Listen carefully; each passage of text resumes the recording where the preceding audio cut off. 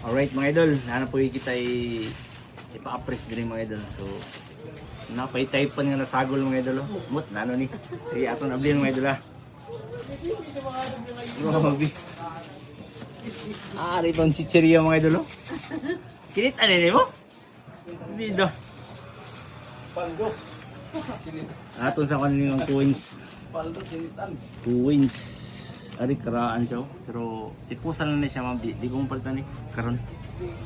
Sa coins ni mo dol, why nasagol dol? Itay taray mo kinitan. Nano ni mo mga kinitan rin. Oh, silver mang gini dol oh. Oh, silver mga idol. Grabe. Kami ako kasi yung tsura mga idol. Mga kinitan niya ba? Oh. Paro kayo. Kani silver pod. Uy. Ay nasagol mga idol. Ay paldo ini. Check natin. May tatak.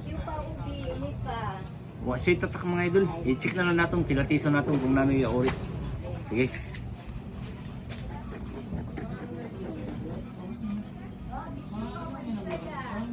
Sama sa nandan mga idol, butahan natin kasi doon mga idol ha. Pag mawagtang, pag mapabilin, gold. Ay, nagpabilin, paldo lagi. Klaro na kayo mga idol, paldo. Pero i-check sa natin mga idol kung nano ang yung ori. Ha? Para makita natin.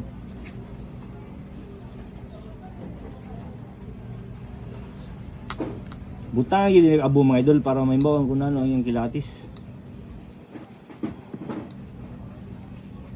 Sige.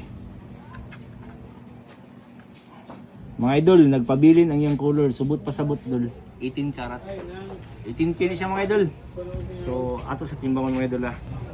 Okay, mga idol. Pilay halinon sa silver mga idol. 1,050 ang silver. O kanina man ang iyang kinitan nga gold mga idol sa rakabok. 18K.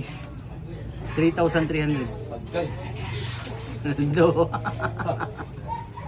So ang total tanan dol 4,350 dol. Deal? Ayos na. Deal kayo mga idol. Kinitan ra mga idol.